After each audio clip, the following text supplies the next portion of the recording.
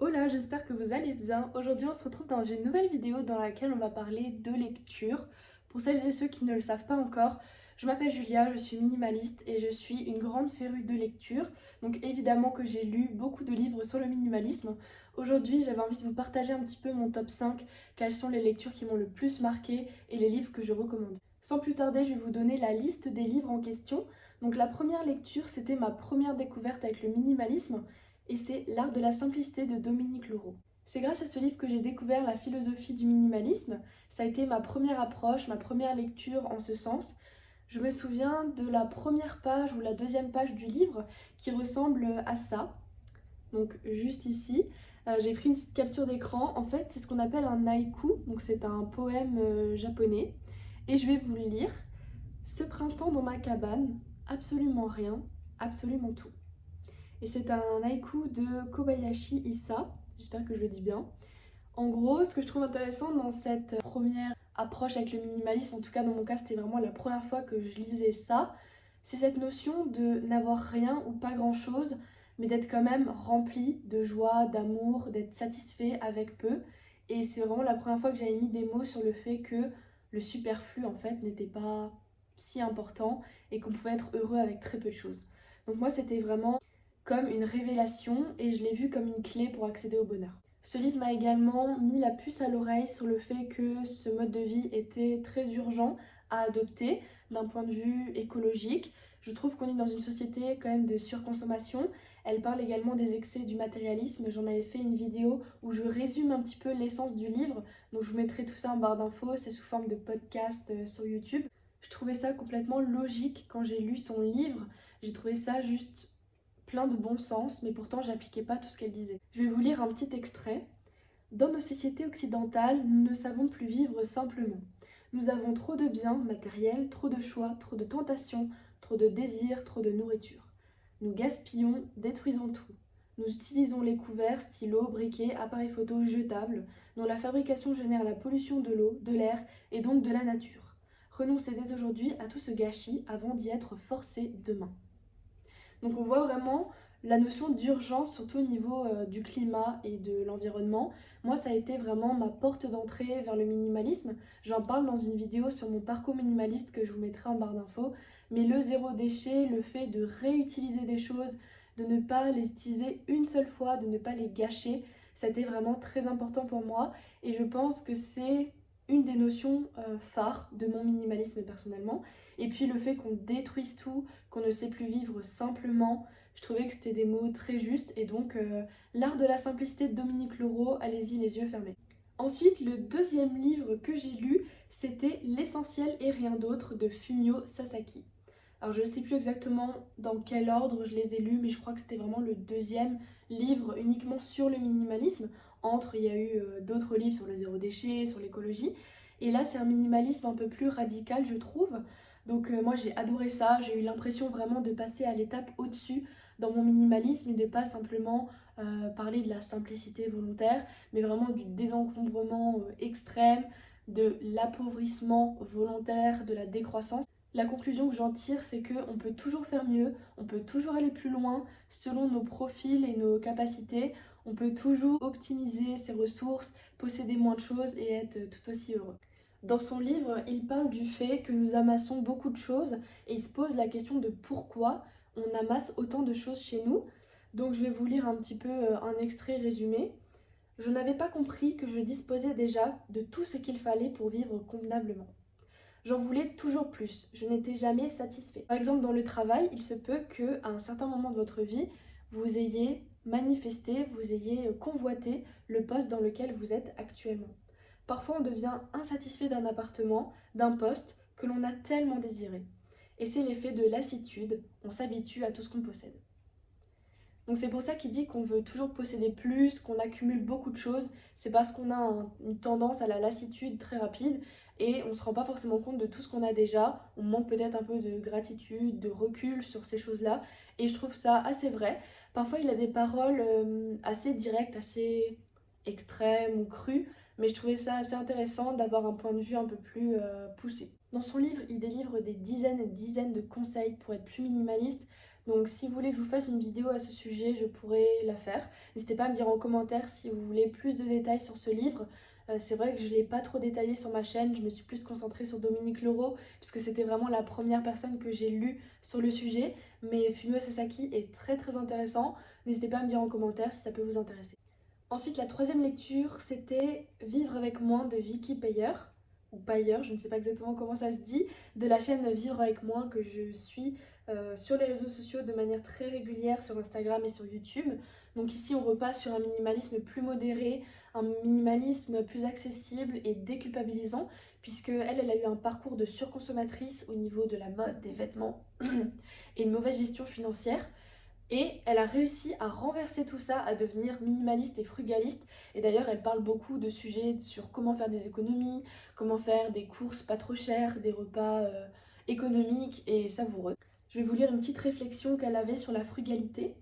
Vivre de manière frugale ne veut pas dire avarice. Avare, c'est accumuler de l'argent sans le dépenser. Frugalité, c'est dépenser peu, choisir d'utiliser son argent comme un outil quand nécessaire dans des choses à forte valeur ajoutée. On fait souvent l'amalgame entre radin et frugal, ce que je trouve dommage, puisqu'en fait, comme elle le dit, être radin, c'est vraiment juste accumuler des possessions pour rien en faire, juste pour le plaisir d'eux, ou pour être égoïste, alors que le frugaliste, c'est quelqu'un qui va se serrer la ceinture sur certaines dépenses peut-être, mais qui derrière va pas hésiter à dépenser dans ce qui a de la valeur pour lui. Elle a également des réflexions très intéressantes sur l'argent, comme je disais, elle en parle beaucoup sur YouTube, et dans ce premier livre, puisque je crois qu'elle en a écrit un deuxième que j'ai pas encore lu, elle dit que au sujet de l'argent, prévoir un fonds d'urgence et épargner chaque mois, se payer en premier est primordial. Se permettre des plaisirs, des moments de vie, mais aussi investir, soutenir des causes et réaliser son ou ses projets. Nous en sommes tous capables et il faut se faire confiance. Dans l'idée, la gestion financière, parfois ça peut paraître très compliqué, on s'en fait toute une montagne, alors qu'en fait, ça peut être vraiment un terrain de jeu et un levier, un outil, comme elle dit, pour accéder à des loisirs et à ce qui compte vraiment pour nous. Le quatrième livre dans ma liste, c'est Réussir sa vie grâce au minimalisme digital de Cole Newport. C'est une personne que je ne connaissais pas avant de tomber par hasard sur son livre, dans un but un petit peu plus de productivité, même si j'avais déjà compris que le minimalisme ne s'arrêtait pas aux possessions, mais que c'était une philosophie de vie à appliquer dans différents domaines. Lui, il a vraiment mis l'accent sur la concentration, la productivité, le minimalisme digital en somme. Et du coup, je trouvais ça hyper intéressant de compléter mes connaissances à ce sujet en lisant son livre. Et donc, la première leçon que j'en ai retenue, c'était que les réseaux sociaux, notamment les écrans, captaient beaucoup de notre attention et nous vidaient un petit peu de cette énergie pour faire d'autres choses plus importantes pour nous. Et c'est vrai qu'on perd vraiment beaucoup de temps sur les réseaux sociaux, alors que le mode de vie minimaliste cherche à en regagner pour ce qui compte vraiment. Et personnellement, c'est pas scroller 3 heures sur Instagram qui compte vraiment, c'est plutôt d'autres choses dans ma vie. Donc forcément, ça m'a énormément parlé. Et il parle aussi du fait que ça peut parfois nous isoler des autres, malheureusement. Et donc, il propose des astuces et des optimisations dans notre quotidien pour être plus organisé et avoir un minimalisme digital également. Je vais vous donner quelques astuces qu'il partage rapidement. Donc, il parle de supprimer les réseaux sociaux du téléphone, de les consulter que sur l'ordinateur par exemple, de mettre des limites d'application et d'heures en termes de consommation. On peut mettre un temps d'écran prédéfini. Il dit aussi d'éteindre tous les écrans au moins un jour de la semaine, utiliser les réseaux sociaux uniquement comme un compte professionnel et non pas comme un consommateur passif, donc plutôt dans la création de contenu, dans l'interaction, que simplement dans la contemplation ou la comparaison, et comme un outil et pas une distraction. Il dit aussi d'opter pour le slow media, de se renseigner sur les autres moyens d'avoir de l'information. Ça peut être un retour au papier, par exemple, vous pouvez lire le journal, peut-être de consulter les nouvelles qu'une fois par jour à un moment de la journée où vous êtes déjà réveillé et enclin à vous confronter à ça. Et puis également d'être sélectif dans vos abonnements, dans les choses que vous regardez et de ne pas hésiter à faire une digital detox. De mon côté, vous le savez peut-être, je n'ai pas de télé. Les seuls écrans que j'utilise, ça va être mon téléphone, la tablette et l'ordinateur. L'ordinateur, je le réserve vraiment au travail, donc ça va être pour mon travail salarié, mais aussi pour le montage vidéo par exemple, tout comme la tablette. En fait, la tablette, ça me permet d'être plus nomade, donc c'est un petit peu mon ordinateur de poche quand je pars en voyage ou quand j'ai envie de faire du montage dans mon salon ou dans mon lit plutôt qu'à mon bureau. Et le téléphone, ben, comme tout le monde à peu près, hein, j'utilise les réseaux sociaux évidemment, mais c'est aussi pour communiquer avec mes proches, prendre des photos, des vidéos. Là, je filme à l'iPhone. D'ailleurs, c'est un iPhone 12 pour celles et ceux qui s'intéressent aux modalités un petit peu de tournage, etc. Il y a toutes les infos en barre d'infos. Le dernier livre sur le minimalisme que j'ai lu, le plus récent, c'était Qu'est-ce qui vous rend vraiment heureux de The Minimalist. Alors, entre-temps, évidemment, j'ai lu d'autres livres sur le frugalisme et la simplicité volontaire, mais là, c'est vraiment le dernier que j'ai lu sur l'essence même du minimalisme pour eux. Donc, c'est un petit peu des pionniers dans le secteur. Moi, je les suis depuis très longtemps et j'ai vu leurs documentaires sur Netflix, j'écoute leurs podcasts. Alors, c'est uniquement en anglais, malheureusement, mais le livre était traduit en français, donc je me le suis procuré et j'ai adoré le livre, je l'ai vraiment dévoré. En lisant ce livre, je me rends compte que le minimalisme, c'est pas quelque chose de restrictif.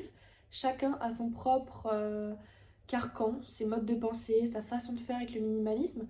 On dit toujours il y a assez de minimalisme pour chacun des minimalistes et chacun fait différemment. Eux, ils parlent pas uniquement de se débarrasser de ces objets, même si c'est une partie très importante du minimalisme et ça fait partie pour moi de toute la philosophie et c'est par là aussi que j'ai commencé.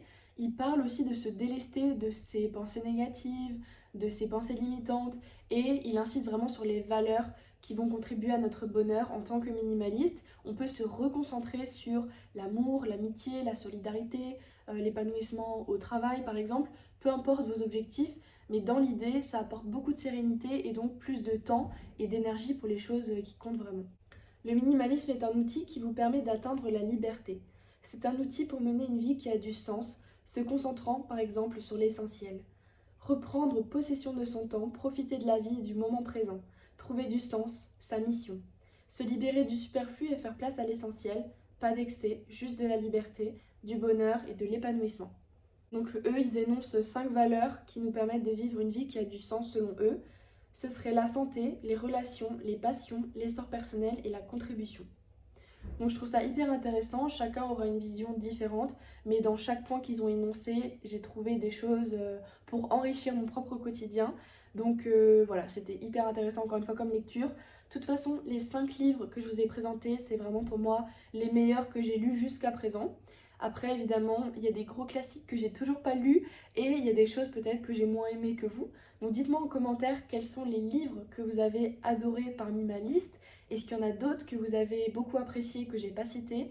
Dites-moi en commentaire, peut-être qu'il y en a que j'ai pas encore découvert et que je vais me procurer pour pouvoir les lire. Voilà en somme tout ce que j'ai pu apprendre de ces livres de manière très synthétique évidemment, puisque je veux juste en faire la promotion pour ces auteurs et autrices qui démocratisent le minimalisme et qui pour moi ont vraiment beaucoup de sens. J'espère que ça aura pu vous apporter des sujets de réflexion, pourquoi pas l'envie de lire l'un de ces livres.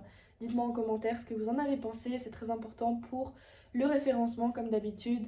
Likez, commentez, abonnez-vous, suivez-moi sur Instagram, écrivez-moi en DM, en général je réponds très rapidement, c'est toujours un plaisir de vous lire et de vous répondre. Merci encore à toutes celles et ceux qui ont pris le temps de regarder la vidéo jusqu'ici. Je vous invite à la partager potentiellement à une amie ou un ami qui débute dans le minimalisme. Je vous souhaite une excellente journée ou une très belle soirée et je vous dis à bientôt. Ciao!